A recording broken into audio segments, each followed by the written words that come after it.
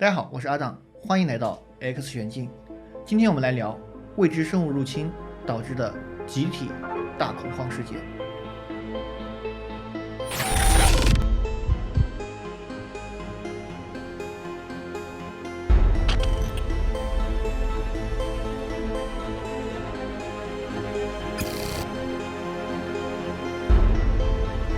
这个事件曾经引发一个混乱的夜晚，有人逃离家园，有人拥向教堂祷告，有人报警求救，甚至直接跳楼自杀。今天我们将根据美国中央情报一份 CIA 刚刚解密的残存音片和事件实际的内容，还原当时的情况。1938年10月30号，这天是周日的晚上8点，大多数美国人吃过晚饭，坐在家中，打开收音机，准备度过一个普通而平静的夜晚。二战在即，全世界沉寂在战争爆发的压抑氛围中，这让此刻的平静显得弥足珍贵。广播调频的是哥伦比亚广播公司 CBS 的频道，现在正在播放天气预报。西斯科舍省有轻微的未确定来源的大气干扰，导致低压区域在东北各州迅速下降。此次寒流将带来局部地区的降雨和狂风，最高温度18.5度，最低温度至8.9度。请注意天气变化。本次天气报告是由政府气象局提供。这里是 CBS 广播公司纽约演播厅现场直播，来自拉奎洛和他乐团的音乐欣赏。天气之后的音乐节目，这是电台最普遍的安排。不过音乐播出不久之后，就被来自洲际广播新闻的特别公告打断了。女士们、先生们，因为一份特别新闻，我们中断了音乐节目。中部时间晚7点40分，芝加哥詹伊利诺一州天文台报告观测到火星上有规律的间隔发生了几次白质气体爆炸。光谱仪显示，随着爆炸带出的气体为氢气，同时气流以极大的速度向地球轨道方向移动。同时，观测到的还有来自普林斯顿天文台的皮尔森教授。皮尔森教授描述，这种奇特的现象像蓝色的火焰般从枪口中射击而出。The Meridian Room of the Park Plaza Hotel, situated in downtown New York. 随着特别新闻结束，继续回到电台纽约演播厅音乐节目。这种特别新闻的插播是一件再正常不过的事情。限制二战背景，随时都会有突发新闻激起民众。可是没过多久，音乐再一次被中断了。女士们、先生们，在刚刚特别新闻播出之后，政府气象局已经要求所有大型天文台对火星上所发生的任何情况进一步高度观察。由于这种情况的特殊性，我们安排了一位记者对著名天文学家皮尔森教授进行采访，听取他对这种特殊的天文现象的看法。我们将带你一同前往新泽西州普林斯顿天文台。在此之前，您将继续欣赏来自拉奎诺和他的乐团的音乐，音乐永不失宠。几分钟的准备后，音乐再一次中断。因为刚刚播放的特别新闻，我们的记者菲利普斯已经到达了普林斯顿天文台，他将采访著名的天文学家皮尔森教授，给你带来最新报道。晚上好，女士们、先生们。这里是记者卡尔·菲利普斯来自天文台的报道。我现在站在一个大半圆形的黑色房间中，这里是天文望远镜的内部，这里有很多错综复杂的机械设备。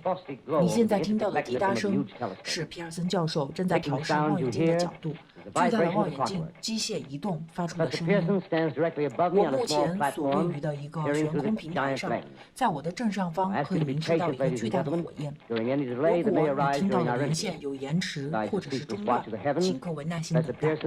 皮尔森教授除了不停地注视着天空之外，还可能被电话或者是其他的通讯打断。在此期间，他与世界各地的天文中心保持着联系。以下是记者对教授的采访。请告诉我们的广播听众，您现在观察火星时所看到的确切信息。目前没有异常。火星一发生尘暴，将沙尘粒子卷入高空，沙尘粒子吸收日光，再与辐射。而今天，因为火星轨道周期进入地球轨道最近距离，所以比平常更加耀眼。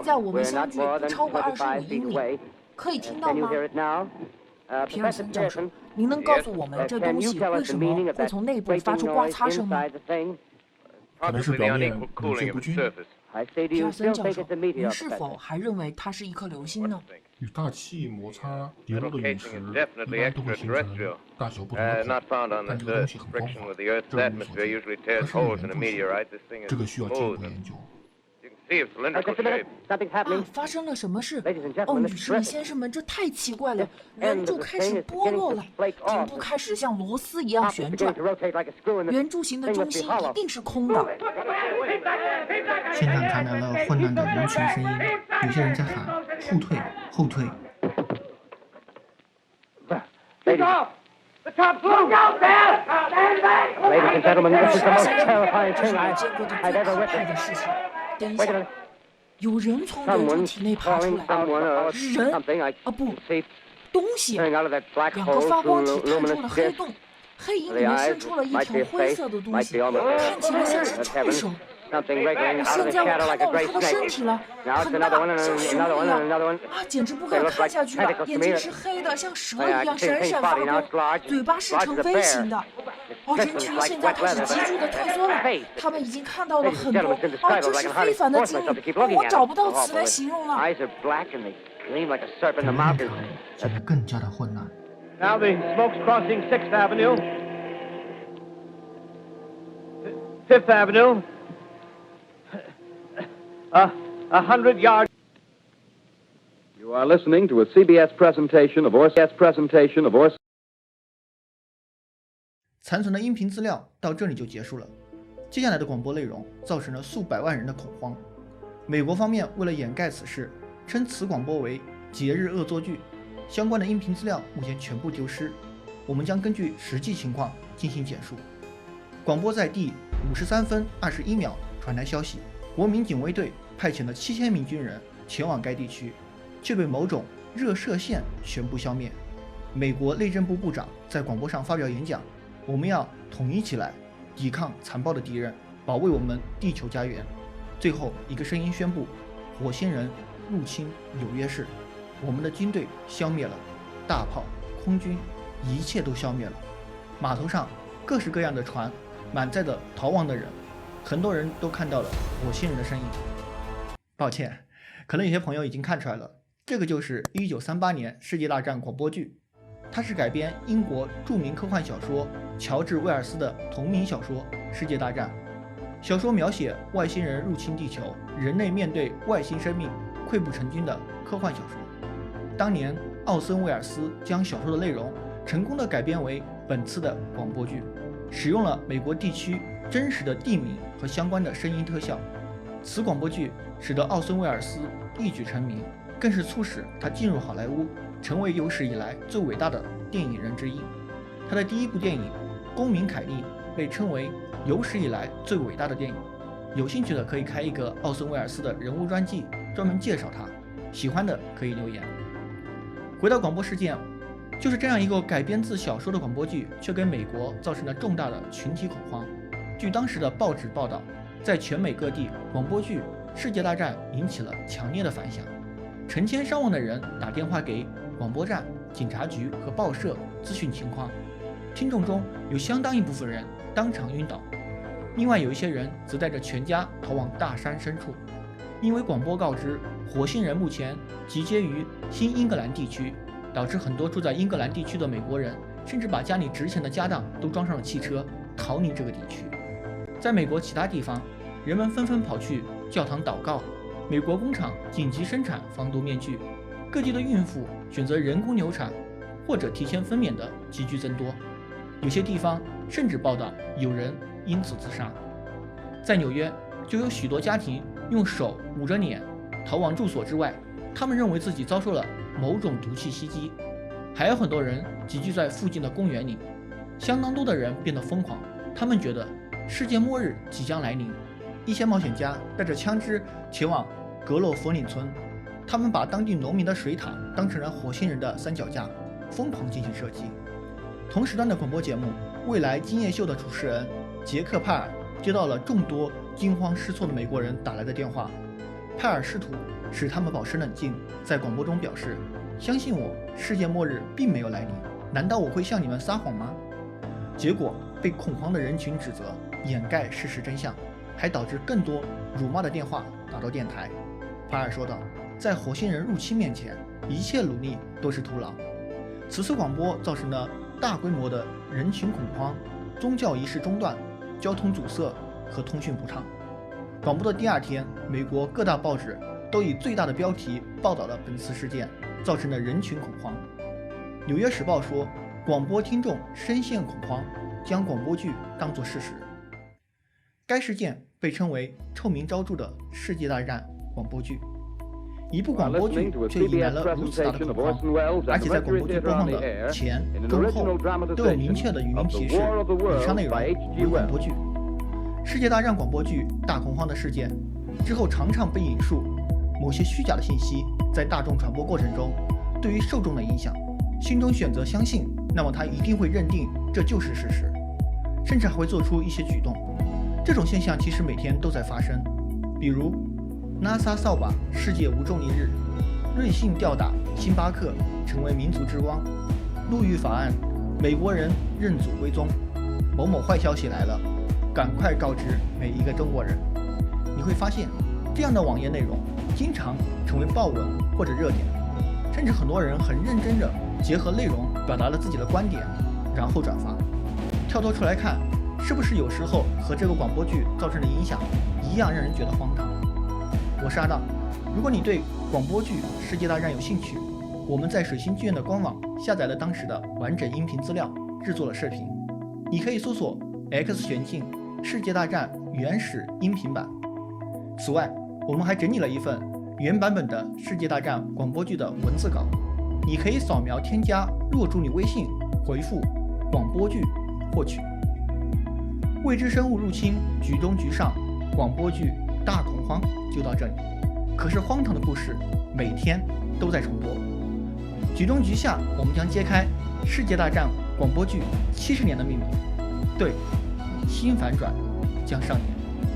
如果你喜欢这个影片，请订阅 X 旋镜，转发点赞，我们将制作更多深度有趣的内容。